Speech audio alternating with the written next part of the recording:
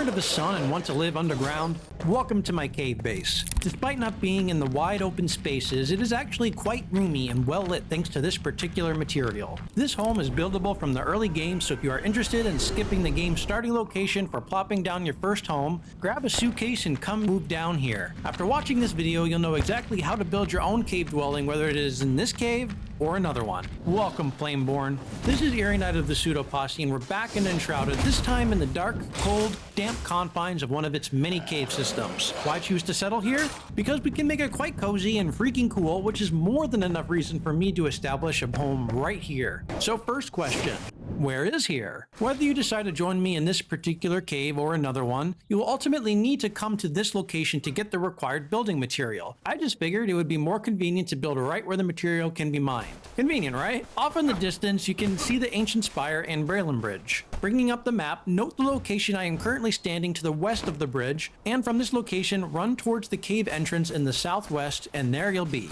Hold on a second while I trot over there. So why this cave in particular? Well, I already answered that briefly, but now I'll flat out tell you. Luminous Growth, a glowing blue rock that gives off an eerily blue light, which will be perfect for creating all the ambient light we'll need in our cave dwelling. We'll need to find the perfect place for our altar within this cave, so let's experiment a little bit. I'll initially try plopping it down here in the main cavern right below all the deposits we want to mine, as currently 2 of them will require building to reach. I'm going to quickly build a set of stairs to see how we can reach the luminous growth on the ceiling. However, I do foresee an issue. If the deposit is within our altar region, any mining we do will be permanent, so I'll test that out as well.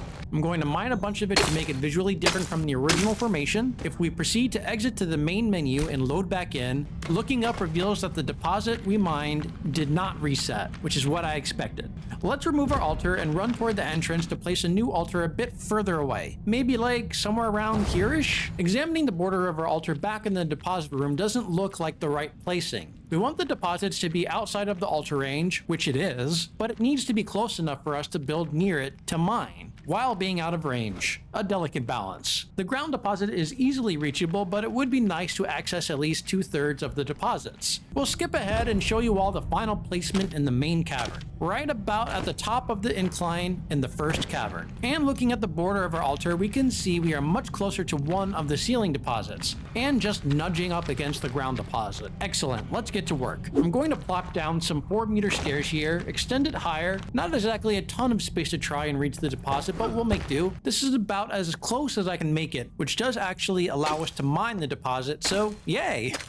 However, currently it is awkward and ugly as hell to reach the mining position, as the space won't allow us to position the stairs seamlessly. Fortunately, there is a solution. Tunneling. We need to remove a bunch of rock from the base of elevated stairs through the cave wall so we can directly connect to the ground. It is rather dark here, so let's actually place some of the luminous shapes to provide some light. This is just temporary before we have more permanent light, but this will definitely work in a pinch. And regardless of whether you are in a cave, you can use these to light up your build area at night on the outside. Just a general useful tip for you all. The work is a bit slow. You can definitely tunnel through rock on the surface a lot faster for some reason, but we've managed to poke a bit of a hole, though that is not enough for us to squeeze through. I've done a bit more work and made a wider opening. I'm going to remove these bottom stairs we initially placed, and will instead connect stairs to our newly revealed upper stairs. Put in a 4-meter ceiling shape so that we can put in stairs coming in from the other direction. There, that is much cleaner and easier to get to. Took about 15 minutes or so of mining, but it is worth the effort. While I like the blue light, too much of a good thing can be bad. I think it's too overwhelming, so let's replace all of that with some mycelium shapes of the same type. What we'll do instead is add the luminous single wall block along the staircase edges. This will be less blinding than making it completely luminous as we had previously, while also gifting us enough light to see. I generally like to do this for all the stairs I build, not necessarily using the luminous material, rather using a different material from the main stair construction. It makes the stairs more aesthetic to me, and in this case it actually serves a functional purpose. Now, since we are in a cave, we technically don't need to do a bunch of floors and walls and ceilings and all that, but I'd like to have some to make it feel more homey. Let's make the entrance to our cave dwelling on the bottom. I'm thinking to make use of these natural stone pillars to form part of our wall.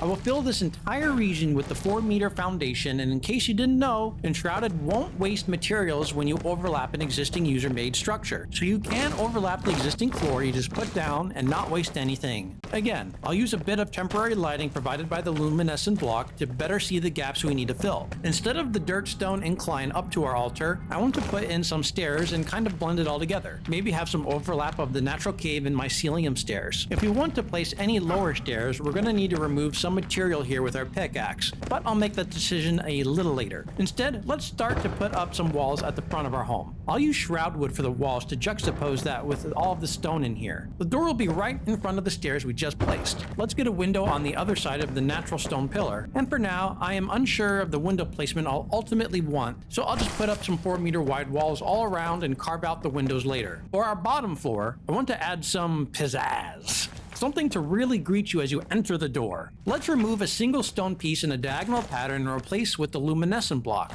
I think this will look pretty dang snazzy and make it a sharp contrast to all of our cave walls and wooden structure. Pretty easy to do, but a bit more time consuming. If you have better lighting, you could do this with any floor and substitute the bright blue material for any other block to add a checkered pattern to your floor. With that done, I've decided I do not like this incline separating our foyer from the rest of our bottom floor. I'd like it to all be connected, so we're going to hack away at it and continue our blue pattern across it. Speaking of separation, I'd like to extend our staircase down to the main floor, however the incline of the cave floor is a bit too much. I'm going to chisel away at that till I can place down some stairs. I still want some of the cave to poke through the stairs to give it an earthy look, so I won't whittle down the cave floor too much. Excellent. As we did with the stairs leading to our luminescent growth deposits, I will remove the edges all around and replace with the luminescent block. It will provide enough ambient light and create a sharp contrast with the surrounding materials. Instead of using foundations again as we did on the lower floor, I'll simply use the ceiling shape to lay over the ground directly. Foundations use 256 blocks versus the ceiling, which only uses 64 in a 4-meter shape, which will save us a ton of material. And unlike the bottom floor, I will not place the luminescent diagonal pattern. It would be too much for my taste, and I think as we work our way up into the cave, we should use it a bit more sparingly and not spread over the entire floor. Now I want to add a bit of an overhang that we can walk on suspending over the bottom floor. This will add a ton more space without needing to do more digging into the cave walls. I'll place some 2-meter stairs around our altar, and for the corner between them, we'll need to manually connect the stair pieces since there is no inside stair corner blueprint.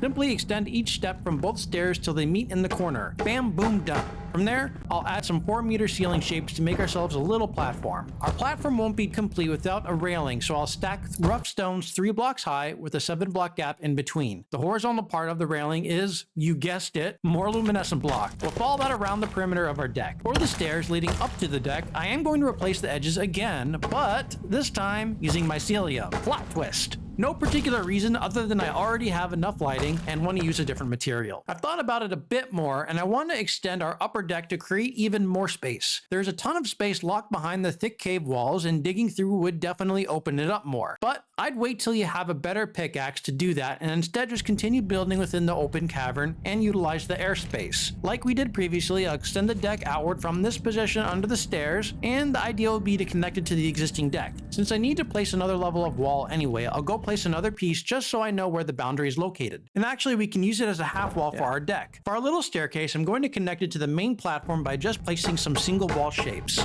I will actually widen the 2-meter stairs we put in slightly by manually adding material on the right side of each step. As I alluded to when making the deck, I want to add another layer of wall to the front. So let's go ahead and place wall sections all around the perimeter. A good way to add detail to your outside walls is to put borders around your windows and doors. I did that in my first Enshrouded base to great effect, but here, I'll of course use our favorite blue block, as at night, it can get quite dark losing the light from our cave entrance, and it would be rather unfortunate if we cannot see the door. So I'll surround all the main features with the blue stuff, including the stairs to our doorway. I'll go around and do the same thing for all the windows, except we only made 1 window, so we'll need to carve out some more. For the basic window frame, you need a 3 high by 2 wide. I'll remove those blocks and surround with the luminescent. As an added decorative element for our walls, I'll put some simple crenellations on top. A layer of the blue luminous block and then a single block with 2-block gap in between. I'll do this all along the perimeter wall, and because reaching the proper position is a bit awkward to place some of these blocks, I'll place some temporary shapes for me to get into a better position. And to kill 2 birds with 1 blue stone, I'll use said material as my temporary stepping stone to also provide some additional light. After finishing, I feel it is a bit plain, so I'm going to remove some additional wood shapes and add a glowing block below, kind of like a sawtooth. That looks better, but I still don't quite like it. Let's quickly fill in the door and windows to get a more complete picture. If you misplace, don't worry, you can pick it up by holding on E. And for our wide window, we can place in 2 frames. The window dimensions are 3 high and 4 wide. Basically, as long as you make the width a multiple of 2, you can place these frames. I think my final adjustment to the crenellation design after adding in more stuff will be to make a solid line below our original sawtooth. So I'll break all of these wood blocks and replace them with the old blue. On the outside of our cave dwelling, but still, you know, in the cave, I want to replace the cave floor out front with the mycelium, ceiling 4-meter shape. It uses a lot less blocks than the foundation and will adequately cover the region. Instead of opting for the luminescent decorative element as we already have plenty of lighting, I'm just going to stack single walls of rough stone 2 blocks high with a 2-block gap in between. Simple, but will add some more detail to our build. Not that we need it, but I think it could be cool to add some simple columns on our top floor to look like they are supporting our cave roof. It'll look pretty nice and give us more than just a bare cave wall. I'll be starting with this 2-meter ceiling shape to form the bottom of our columns. You can place the blocks 1 by 1 straight up in a 2 by 2 region and make temporary structures to continue placing higher as needed. Hold on a moment while I deal with our other inhabitant of our cave. I think we'll need a permanent solution to keep him out. Last thing we want is to be caught while crafting something at our workbench. Anyways, once you reach the top, we'll place another 2 by 2 ceiling, and it can be a bit tricky to place the shape. I took toggle off and jumped around till I got it. A faster way to construct the column is to use a 2 by 2 wall block, which covers the exact region we want to build and will allow us to place more blocks at once. And upon reaching the top, we can more easily place the top ceiling shape by temporarily putting some shapes behind us, so we can better aim at the top. As we will get all the materials back, you can place as many temporary platforms as required. I'll do the same thing for the remaining pillars, and upon completion, I'll remove all the temporary structures that allowed us to build. I want to add some additional detail while I still want to show the cave walls. I want to add in a retaining wall just for some added embellishment. Nothing fancy, I'm just going to follow the contours of the cave wall with my shroud wood and build it up about 5 blocks or so high, from one end to the other. I'm not being super careful here, I just want a rugged look.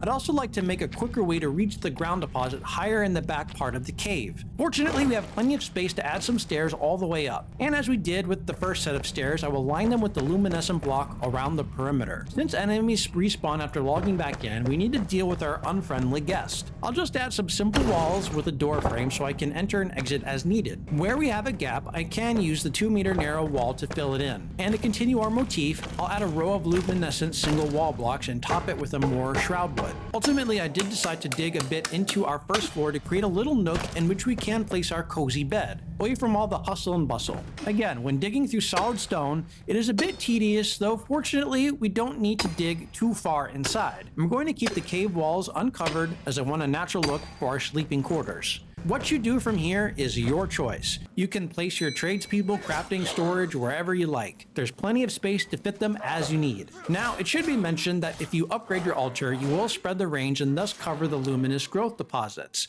I'd wait to do that till you can find a reliable replacement source, after which you can expand your cave dwelling into the other parts of the cave. But you really don't need to expand if you're not a die-hard builder and just want a nice cool place to put your stuff. For those people out there, this is definitely enough to provide you comfort for the rest of the game. If you found the build cool, hammer that like button, and if you want to see more Enshrouded content and other survival games on the channel, consider subscribing and joining the ranks of the posse. I'd also like to shout out our wonderful patrons whose generosity will funnel back into the channel. Thanks, guys and gals. On that note, this is Eerie Knight signing off. See you all in the next one.